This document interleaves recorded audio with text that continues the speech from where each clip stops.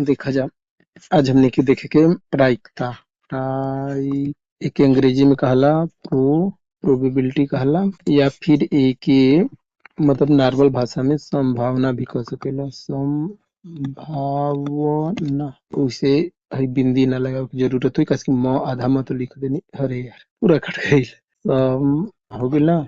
संभावना संभावना मतलब समझत हो ना, कोनो चीज के कोनो भी घटना या कोनो भी चीज के होए के कितना चांस बा या कितना होए के मतलब संभावना बा या चांस बा, एक एक ज्ञात करी जाई हमनी के।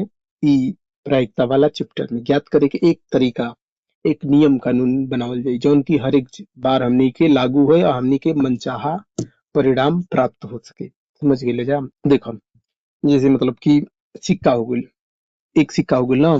सिक्का में ऐसे जौन हो गइल, एमे एक तरफ जाना तो बा हेड होला, एक तरफ टेल होला ना। मान लो है एच ए डी हेड वाला सिरा ह, आ ओकर पीछे के तरफ टेल हुई। टेल यानी कि पूछ कहला, हेड मतलब सिर होला। तो टेल के साथ मीनिंग ये होला, या टेल के का मीनिंग का होला पता ना। अंग्रेजी उतना नहीं जाना तो हम हिंदी में लिख देते रहे। टेल देखा आपके अंग्रेजी डावेला, आप सीधे सीधे बताइए। पूछ लिखी पूछना टेले लिखम टेल तो हो गई। देखा एक एक सिरा हेड होला, एक सिरा टेल होला। आई एक्के में मतलब जुड़ल रहेला ये आपस में। ये तो समझ में आ। अब ये जब सिक्का उछल बा, अगर सिक्का की बनावट एकदम मतलब कि बनावट बराबर बा, बनावट बराबर मतलब कि उ अपक्षपात पूर्ण बा, सममित बा। बनावट यानी अगर बनावट एक सममित बा, सममित मतलब कि ओकर बनावट मतलब एक बराबर बा दोनों तरफ। हेड के साइड भी उतने मटेरियल बा जितना टेल के साइड बा, मतलब कि ई ना कि हेड के साइड ज्यादा वजन हो टेल के साइड कम वजन हो। तो सिक्का मतलब बराबर बा, मतलब बीच से एक भाग निकाल सकेला तो दोनों तरफ देखबा। जैसे शरीर के आदमी के शरीर होला, ई एक सममित होला, ताकि आदमी के शरीर जौन होला इहे टाइप से होला ना। तो अगर बीच से ऐसे यहाँ से अगर बांट देबा आदमी के, तो देखो एक एक हाथ मिल जाई। यहाँ से देखो तो एक हाथ मिल जाई, तो एक हाथ इधर हो जी, एक हाथ इधर हो जी, एक आंख इधर हो जी, एक आंख इधर हो जी। आधा मुंह इधर, आधा मुंह इधर, आधा बाल इधर, आधा बाल इधर, एक कान इधर, एक कान इधर, एक पैर इधर, एक पैर इधर। यही तरीका से पूरा भाग मतलब सम्मित होला। दो भाग में तो उसे ही हेड सिक्का जो होला, सिक्का जैसे ही मोटाई हो गई हे टाइप से, अगर बीच से बटबा तो हे साइड के हे साइड के दोनों के वजन सेम देख जाए, एक सम्मित काल। अगर सिक्का का कहला सममित बा, जो उनकी सम्मित अधिकतर होबे करेला, तो ओके जब भी उछलबा तो उका कहला कि अपक्षपात रूप से का कहला आई। और मतलब एक अनबायस्ड कह सकेला अंग्रेजी में बी, अनबायस्ड। मतलब ई कोनो एक साइड के तरफ ज्यादा झुकाव ना रही। जैसे मतलब सिक्का उछालत आवत, अगर कोनो साइड मतलब मान ला कुछ चांस में अगर हेड के साइड थोड़ा सा भी अगर मटेरियल ज्यादा रही, वजन ज्यादा रही, तो सिक्का जब भी उछलबा तो हेड के साइड बहुत मतलब वो नीचे ग्रेविटी के कारण नीचे आवे के सोची, तो अधिकतर टेल के चांस ज्यादा बढ़ जाए, मतलब टेल आवे के संभावना ज्यादा हो जाए। अगर का कहला कि अगर टेल के साइड वजन ज्यादा हो गई तो हेड आवे के संभावना ज्यादा हो जाई। तो वजन से भी हो सकेला, या थोड़ा मतलब कि टेढ़ ओढ़ होई के, जैसे एकर किनारा जौन बा किनारा होला, एम्मी का कहला कि थोड़ा बनावट बनावट में कम बेसी बा। ओमी का कहला ई पक्षपात पूर्ण हो जी, और पक्षपात पूर्ण ना रही, अनबायस ना रही, बायस हो जाए, मतलब वो एक के तरफ ज्यादा उ का कहला कि गिरी। उ सममित भी वो स्थिति में ना रही। सम्मित मतलब पूरा तरीका से तो सम्मित ना होला, मतलब एक लिमिट भर सम्मित होला। मतलब जैसे कुछ मटेरियल तो मतलब ग्राम या मिलीग्राम या वहू से कम में माइक्रोग्राम तक कुछ तो चेंजिंग तो होबे करी ना। यही मतलब पूरा तरीका से सम्मित ना होला, उसमें उनका कहला हमनी के रियल मतलब कि रियल वातावरण में का कहला कि हमनी के करतन जाते यहाँ बहुत से चीज होत रहेला ना एक साथ। तो उम्मी देखल जाला को जौन बहुत मामूली चीज होला ओके छोड़ दियाला। तो मामूली चीज के छोड़ के मतलब कहे के मतलब प्रायिकता अगर संभावना की बात करते हो तो संभावना जनते बा कि कुछ भी हो सकला। ई सब बतावे के मतलब का हो गेले।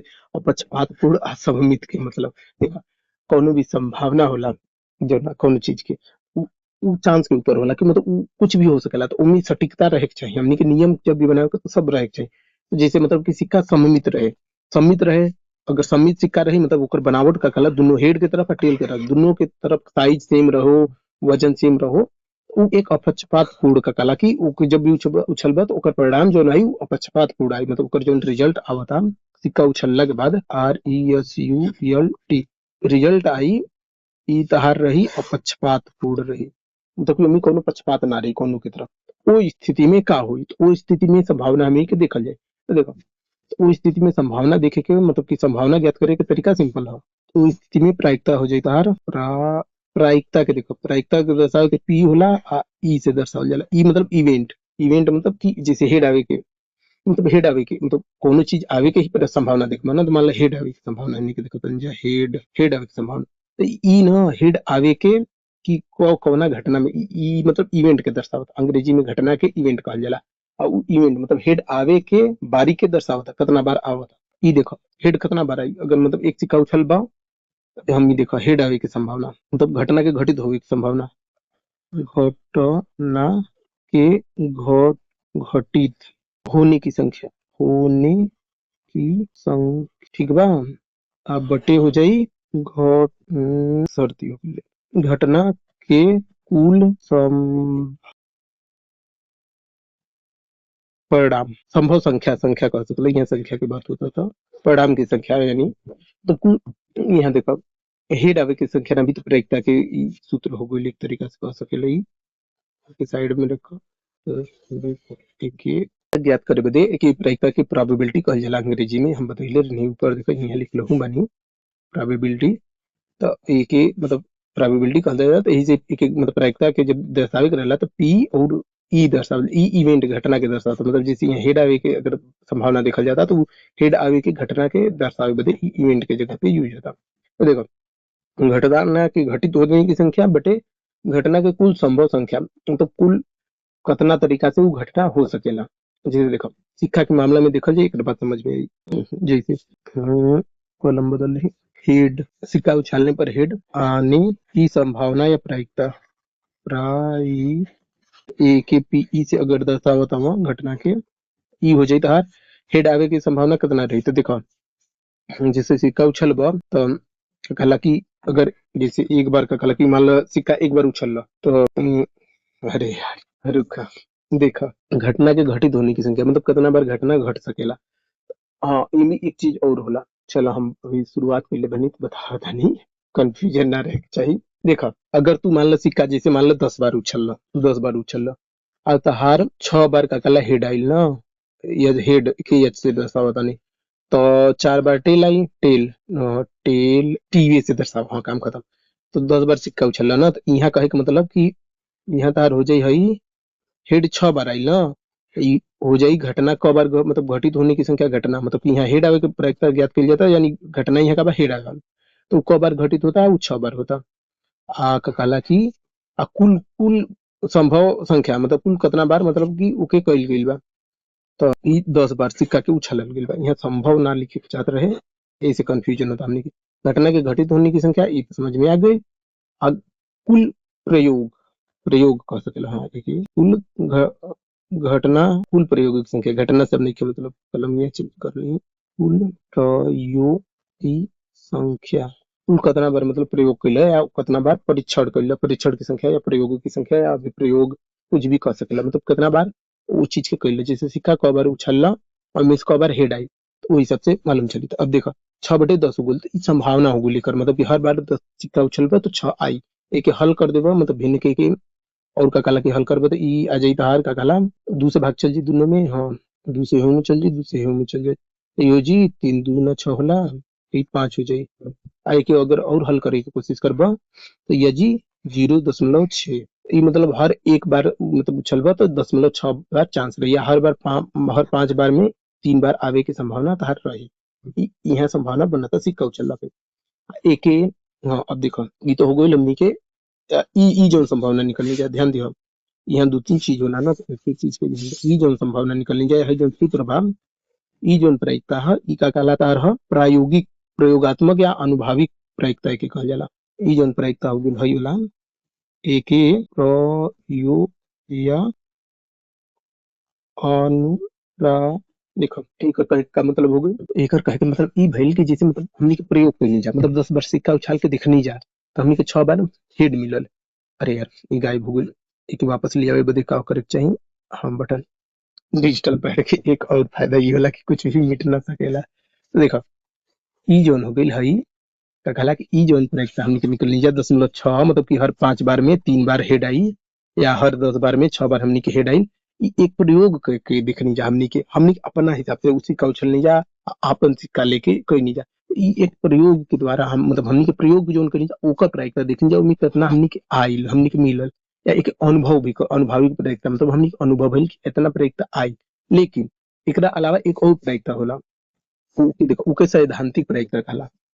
ओके सै देखो एक सैद्धांतिक प्रायिकता कहला। सैद्धांतिक प्रायिकता बराबर का हो जाला कि एहू के पी से ही दर्शावल जाला पी से। हाँ तो सैद्धांतिक प्रायिकता के का हो जाता हर ई मतलब घटना के इवेंट के घटना के कुल के अनुकूल परिणामों की संख्या और की संख्या बटे प्रयोग के सभी संभव परिणामों की संख्या प्रयोग के संभव की संख्या। यहाँ देखो हम का कहल चाहता नहीं इस सूत्र में देखो यहाँ हो गई का कहला कि सैद्धांतिक प्रायिकता मतलब इस सिद्धांत रूप से समझ गई लोग एक और भी कुछ कहला सैद्धांतिक प्रायिकता यानी थियोरेटिकल प्रोबेबिलिटी एक कहल जाला अंग्रेजी में या एक परंपरागत प्रयोग प्रायिकता भी कहल जाला। हाँ बोले में दिक्कत होता एक परंपरागत प्रायिकता भी कह सकेला मतलब कि परंपरा से चलल आवता या क्लासिकल प्रोबेबिलिटी भी बोल सकेला। एमी देखा एमी कहला जैसे हमने कहीं सिक्का जौन उछल नहीं जा 10 बार उछल नहीं जा तो 6 बार हमने के हेड आइला आई 4 बार ही टेल आइला। लेकिन यहाँ हमने के बात कर ले रही अपक्षपातपूर्ण असम्मित अगर ये सिक्का सम्मित रही अपक्षपातपूर्ण रही एक जो सैद्धांतिक प्रायिकता हुई सिद्धांत के हिसाब से तो आधा बार मतलब 2 चांस बा आवे के मतलब एक बार सिक्का उछल तो 2 चांस बा या तो हेड आई या तो टेल आई तो मतलब 10 बार सिक्का उछल तो 5 बार ओके हेड आवे के चाहत रहे तो वहां उस स्थिति में अगर सैद्धांतिक प्रायिकता यहाँ निकाल ले रहता ये तो कलम ना यहाँ सैद्धांतिक प्रायिकता जैसे निकल ले रहता तो ई तो के ककला की 5 बार हमनी के हेड आवे के चाहत रहे आ ककला कुल 10 बार परीक्षण कर ले नहीं जा 5 बार हेड आवे के चाहते हैं यानी यहाँ ककाला 2 के दुनो में अगर भाग दे देबो 2 के दुनो में भाग दे सकले भिन्न में कैसे कि 2/2 के मान 1 आवेला तो उसे मान में फर्क ना पड़े 1 से भाग देला पे या गुणा केला से मान में फर्क ना पड़े आ 2/2 के मतलब कि 1 ही हो गई तो ई हो गई। तो अब यहाँ आ जाई अरे यार 2 के काहे भाग देते 5 के भाग देते 5 के भाग देने पड़ी ना दोनों में 5 के भाग जाई गलती के लिए और 5/5 के भी मान 1 आवेला तो 1 के गुणा भाग से फर्क ना पड़े यहाँ 5 मतलब भिन्न में के अंश और हर में समान संख्या के भाग दे सकेला या गुणा भी समान संख्या के कर सकेला जोड़ ना कर सकेला कैसे जोड़ के अलग बात हो जाला वो तो भिन्न वाले चैप्टर में हम के बात की नहीं रहेंगे। तब देखो तो यहाँ जो 1/2 या फिर अजी 0.5 के आधा कहल जाला या 1/2 के आधा कहल जाला तो यहाँ आधा के प्रायिकता हो गई मतलब सिक्का जब भी उछलबो तो हेड आवे के संभावना आधा के रही मतलब आधा चांस हेड आवे के रही आधा चांस टेल आवे के रही ई हो गई यही के का कहला सैद्धांतिक प्रायिकता कहला। लेकिन सैद्धांतिक प्रायिकता हमनी के कब प्राप्त होला जब का कहला हमनी के कई चक्कर बहुत बार जैसे मतलब कि अगर सिक्का के मामले में ही बात कैला तो यहाँ हमनी के बुक में तो जाने के कक्षा 10 के बुक बा एमी कई वैज्ञानिक मतलब एकरा बदे कहला कि ऊ कैले रहलन सिक्का उछाल के कई चक्कर उछाल के देखले रहलन लेकिन हमरा के ऊ बुक नहीं खे मतलब अभी बदलाव हो गइल चैप्टर में हम अभी तक दिखा सकिना लेकिन एनसीईआरटी कहेला कि बुक के पब्लिश मत कहीं करा इंटरनेट पे तो ए से हम का कहला दिखावल नहीं चाहत लेकिन चल अच्छा तो हम जाने के दिखा देता नहीं कुछ देर बदे देखो यहाँ वैसे डार्क मोड बा हमनी के कहाँ बनी जाए यार हमनी के इधर हमनी के वो चीज मिली खुलल। हाँ देखो देखो यहाँ सिक्का उछाले के ऐसे कुछ किधर प्रायिकता हुई हाँ देखो सैद्धांतिक प्रायिकता दृष्टिकोण हो गई ना देखो हाँ है यहाँ देखो 18वीं शताब्दी में यहाँ देखो है 18वीं शताब्दी में फ्रांसिस ये पर लिख भी सकी ना का हाँ कमेंट वमेंट तो कर सकी ना तो देखो है नहीं लिख पाओ यार कुछ दिक्कत बा शायद छोड़ जाएगा तो यहाँ देखो हई जोन का कला के यहाँ फ्रांसीसी जीव वैज्ञानिक रहलन एक सिक्का के 444 बार उठलन तो 248 बार इनके मिलल यानी 5.07 मिलल 5 मतलब 5.05 आवे के चाहिए सैद्धांतिक होला लेकिन उनके मिलल कितना प्रायोगिक कितना मिलल 5.507 मिलल। अगर ये का कला की 2000 मतलब 4040 बार जो सिक्का उछल रहन यही के 10,000 बार कर दिल गई मतलब कि सीधे डबल से भी थोड़ा ज्यादा कर दिल गई तो 5.67 हो गई देखो यहाँ 0.7 रहे तीसरा नंबर पे 7 रहे अब तीसरा नंबर पे 6 हो गई यानी मतलब कि 0.5 के करीब जाए लगल कम होए लगल। इहे का कला की हई एक जने रहलन का कला इनका नामो दिखल बा कार्ल पियर्सन ई 24,000 बार सिक्का के उछलन आ ई तब देखलन कि उनमें से 12 बार चित आइल मतलब हेड आइल हेड के चित कहला या चित पट होला में वो अलग हो गई हेड टेल तो यहाँ देखा 0.5005 आइल आइए का कहला 10 मिलियन बार अगर कइल गेल है तो 10 मिलियन मतलब 1 करोड़ बार करबा या 2 करोड़ 3 करोड़ या 1 अरब बार करबा तो का कहला 0.5 ही आई मतलब सीधे आधा हो जाए संभावना तो आधा से ज्यादा हो सकला कम हो सकला मतलब कि 1000 2000 10,000 बार कहल जाता था। तो इहे सैद्धांतिक आ प्रायोगिक प्रायिकता में अंतर होला। हमनी के देखा इतना विस्तार से काहे बात करता नहीं, खास के तो जाने कि जो चैप्टर है इनमें बस ज्यादा कुछ ना नहीं, बस अपने चीज बा। मतलब ये भी परिभाषा लेवल के ह। आगे जाके कक्षा 11 और 12 में तो जाने अच्छा से प्रायिकता के बारे में पढ़बो जा। उम्मीद समुच्चय मतलब यानी सेट जौन होला वस्तु के मतलब कि सेट बना के ग्रुप बना के जौन कटाला की देखल जाला, तो बहुत से घटना के एक ग्रुप में रख रख के हमनी के प्रायिकता निकाले की कोशिश करे के आगे जाके। तो यहाँ समझ गए जा सैद्धांतिक और प्रायोगिक प्रायोगात्मक या अनुभाविक प्रायिकता में अंतर समझ गए लोग हो जा। तो जौन हमनी के टेस्ट करके प्राप्त करी ने जा मतलब ऊ ककला प्रयोग के द्वारा प्राप्त करे जा ऊ ककला की प्रायोगिक प्रायिकता होला प्रयोगात्मक। ई का कहला सैद्धांतिक प्रायिकता में मतलब कितना सिद्धांत के रूप में आवे के चाहिए। ई चीज हो गई। अब देखो इतना चीज तो हो गई। अब देखो एक चीज और होला का कहला कि हमनी के यहाँ देखो अब जैसे ई पीई हो गई ना, मतलब यहाँ देखो दू संभावना बा। सिक्का उछलबे तो दू संभावना हुई, या तो तहार का कहला कि हेड आई या तो टेल आई ना। तो हेड या टेल आई, तो अगर हेड के संभाव प्रायिकता निकलबा पी एच मान ला के लिखल जानी हेड के, ई मान ला आइल 0.4 मान ला ई हो गई। टेल की प्रायिकता निकलबा तो इहो के कहला कि 0.5 आई सैद्धांतिक प्रायिकता। ये दोनों के जोड़ देबा तो कितना आ जाए, एक आ जाए। ई होला मतलब कि अगर का कहला कोनो घटना बा एक ही ध्यान दो, अगर ई एच के हमनी के पी ई से दर्शावे के मतलब कि एच के मतलब हेड आवे के घटना हमनी के मान लिया इवेंट मान लिया, तो का कहला कि ई जौन हुई का कहला ई हो गई। तो हमनी के का कहला कि पीटी के हमनी के माने के पी बार एके कहाई पी ई नहीं मतलब घटना नहीं, घटना ई नहीं कह सकेला के ई न एके पी बार कह सकेला या पी नाट भी बोल सकेला। तो पी नहीं मतलब इवेंट घटित ना भइल, एक इवेंट घटित ना भइल इतना लंबा चौड़ा लिखती ऐसे पी नहीं ई नहीं लिख देनी, ई मतलब इवेंट बा तो उ घटना ना घटल। उ घटना ना घटल मतलब जैसे हेड आवता उ घटना हो गई, हेड आवल घटना हो गई, मतलब टेल आवल घटना नहीं हो गई। समझ गईला। तो यानी ए तरीका से कह सकेला पी प्लस पी नाट एके अगर जोड़ब तो एकर मान एक आई नॉर्मल स्थिति में, सामान्य स्थिति में। ई समझ गए लोग ई सिंपल चीज है। जानता हो काहे दे काहे से कि अगर यहाँ आके ध्यान देबा तो ई बहुत मामूली चीज लगी। कि जैसे देखो कुल कुल प्रयोग की संख्या, कुल प्रयोग अरे यार क्या करता नहीं कलम चेंज हाँ ये अलग से आना हाँ देखो कुल प्रयोग की संख्या, कुल प्रयोग जितना कहनी उनमें से कुछ घटना हमनी के घटल और बाकी घटना ना घटल, तो वही सबसे संभावना ज्ञात करनी जा। आज संभावना के मान हर समय एक से कम आवेला काहे कि यहाँ सबसे हर का बा बड़ा बा अंश छोटा बा, मतलब कुल घटना जौन बा उ कहला कि हर के अंदर बा। आ कहला कि जितना हमनी के चाही या हेमी अगर रहिबा कुल अनुकूल परिणाम ई ऊपर अंश में बा। आ कहला कि सभी संभव परिणाम की संख्या ई हर में बा, तो हर बड़ा बा तो एकर मान हर समय एक से कम है। और ध्यान दो अगर अनुकूल परिणाम ई के बराबर बा ना, ई नहीं के बराबर का मतलब इन्हीं से इतना है इतना में से इतना कम हुई ना, तो उ है आ ई और ई नाट के जोड़ दिया तो हेकरा बराबर हो जाई ई है। ई दोनों के जब कहला कि जोड़ कर जाई यहाँ जोड़ कर जाई तो एक के बराबर आ जाई ना, मतलब समझला। देखा जैसे देखा मान लो यहाँ में का कहला 10 बार सिक्का उछलल गइल हा, देख 10 बार अगर हमनी के सिक्का उछलेगा तो 6 बार हेड आइल हा, तो 6 बार हेड आइल हा। तो एक अगर पी ई से दिखावल जाए पी ई से दिखावल जाए ई हो जाई 6/10 मतलब 6 बार हेड आइल और 10 बार सिक्का उछल गइल। तो पी ई नाट का हो जी मतलब हेड ना आवे की संभावना कितना हो जी, तो हेड कब ना आई जब टेल आई, तो टेल कब बार आइल हुई जब 6 बार ई आइल बा हेड आइल बा, तो टेल 4 बार आइल हुई 10 बार का उछलल गइल बा, ये हो जाई 4/10। ये जब का कहला कि 6/10 प्लस 4/10 कल जाई तो हर बराबर रही, तो हर के एक बार लिख के अंश के जोड़ दिया तो 6×4=10 हो जाए। ये 10/10 यानी एक ये कहल जाता है। मतलब कि घटना घटे के और घटना ना घटे के कुल अगर अंक के मिला जाए तो घटना की संख्या के बराबर हो जाए।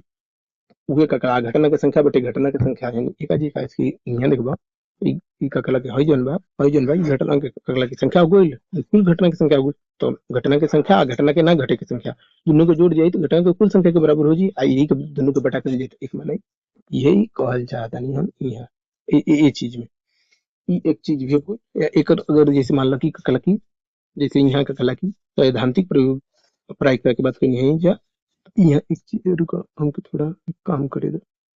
सही बात देखो जैसे यहाँ का कहला कि पीई जब हमनी के सिक्का उछलनी है जा तो कला 0.6 आइल है का प्रायिकता ना। तो अगर टेल के प्रायिकता निकाले के हुई टेल के तो एके पी ई बार से दर्शा सकेला। एकर मान एक माइनस कर सकेला काहे कि यहाँ से पी ई के ज्ञात करे के रही तो दोनों तरफ पी ई घटा सकेला माइनस पी ई। तो इधर से ही गायब हो जी पी ई नॉट बराबर आ जाए 1 माइनस पी ई। ये 1 माइनस पी ई का मान कितना है तो एकर मान कितना आ जाए एकर मान आ जी 1 में से 0.6 घटेगा तो 0.4 आ जाए। ई पी टी टेल के संभावना मतलब कि टेल आवे के संभावना आ ई हिहो से तो ककला उहे आइल बा मतलब 4 में 10 के भाग देबो तो 0.4 आई। कितना कितना प्रो बनी हम।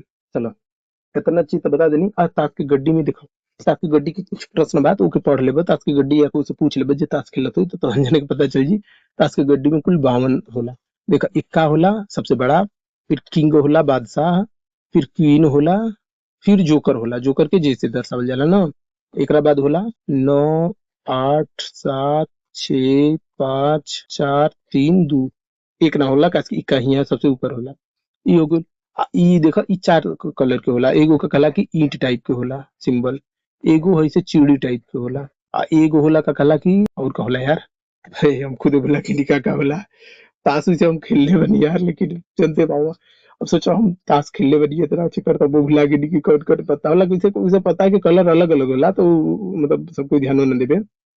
लेकिन सोचा तो अब गणित के भी यही ऐसे ही हम कला की बहुत कुछ भुला जाए ना सूत्र उत्र जो होला।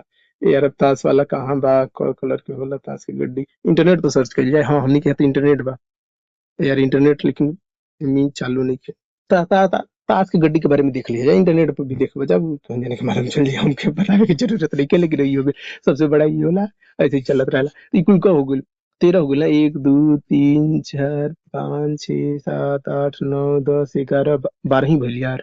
यहाँ कुछ गलती होता का 1 2 3 4 5 6 7 8 9 10 11 12 13 होला मतलब एक और कौन चीज छूटा था।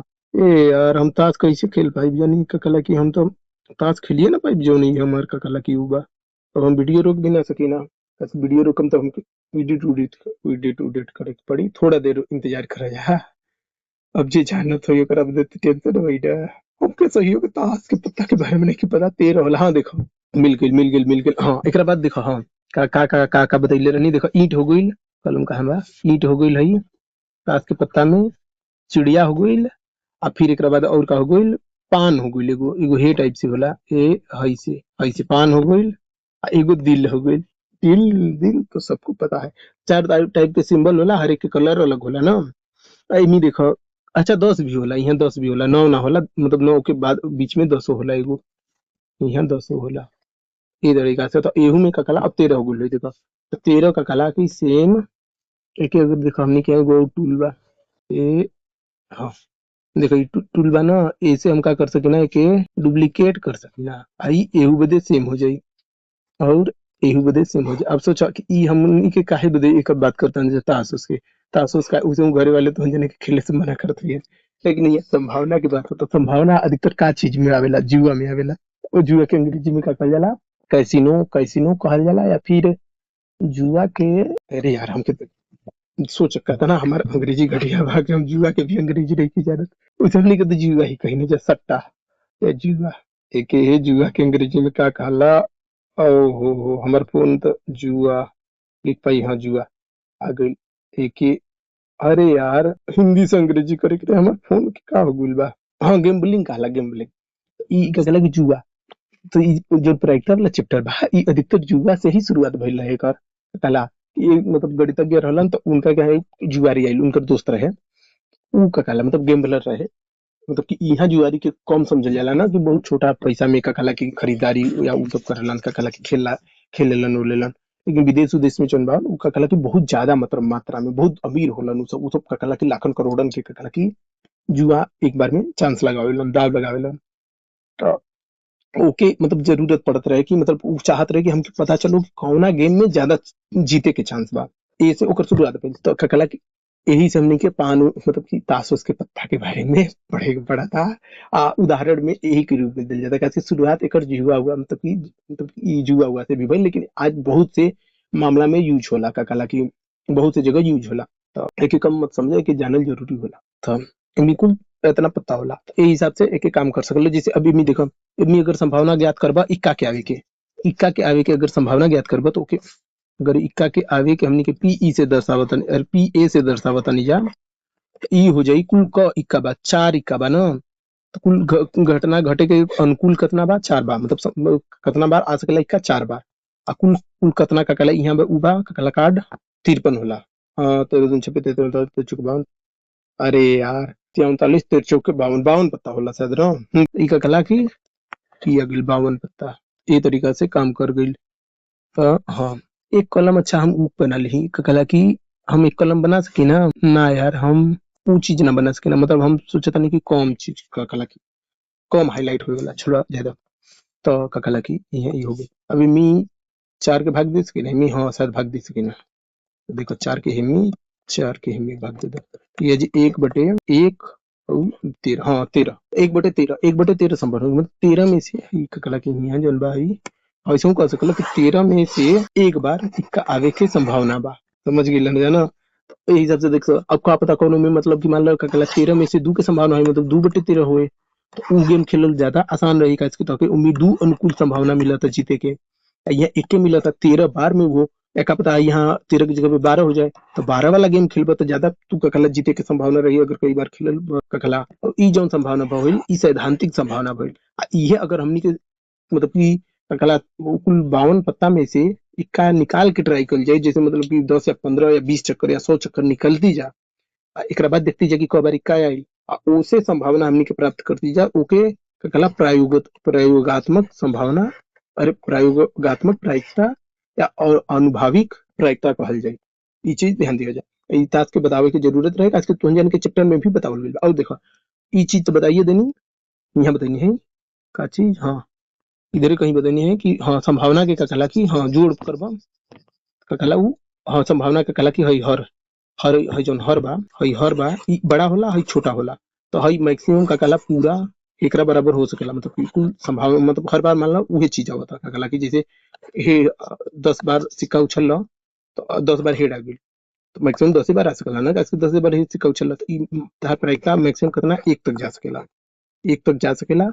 या का कला जीरो भी हो सकेला कि एको बार हेड आई बिना कल 10 बार सिक्का उछल लो एको बार हेड ना, तो मैक्सिमम जीरो तक जा सकेला या फिर एक तक जा सकेला, लेकिन यही के बीच में रही, एक से ज्यादा ना हो सके, कैसे कि जब भी ककला 10 बार सिक्का उछल तो 11 बार ना हेड आ सके, कैसे कि 10 बार उछल सिक्का।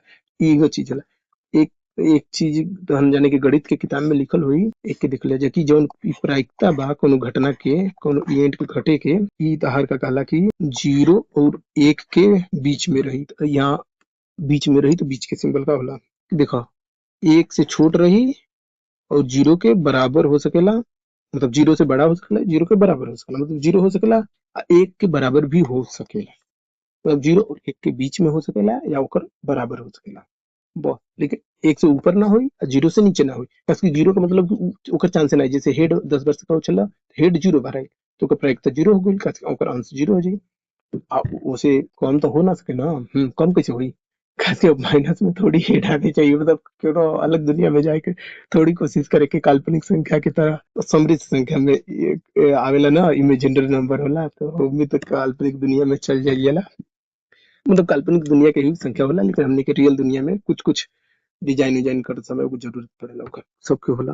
तो हमके तो नहीं किया, हाँ एक चीज तो इतना चीज हो गई ना, तो बस उतने चीज रहे, यहाँ एक चीज और रहे, देखो जैसे मतलब कि यहाँ जैसे ककला यहाँ जब सिक्का उछलनी है जा, तो ककला उम्मीद से हेड या टेल आवे के, तो उम्मीद देखो घटना भी दो प्रकार के होला, एक खुला ककला की प्रारंभिक घटना, का कहल जाता नहीं, हाँ एक प्रारंभिक घटना होला और ककला की एक पूरक घटना होला।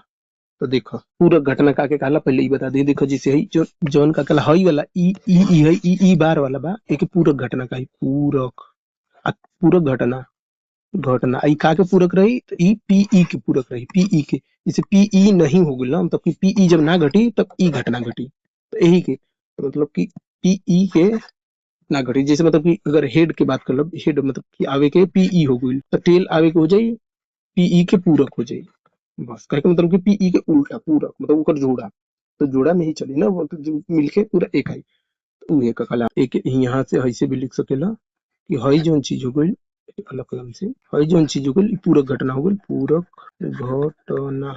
आई हेकर पूरक भइल, हेकर पूरक भइल, मतलब ई के ही पूरक ई घटना हो, इस तरीका से कर सकेला। और ई प्रारंभिक जौन घटना कहत ने उ देखो, जैसे मतलब कि ताश के हइये बा, एम्मी से अगर का कहला कि इक्का निकालत हव, एक मतलब कोनो मतलब कि कोनो भी कार्ड में से एक खींचत हव कार्ड, मतलब इक्का निकाले के संभावना दिखत हव, एमी जौन इक्का निकाले के बा ई का कहला प्रारंभिक घटना हुई, प्रारंभिक घटना।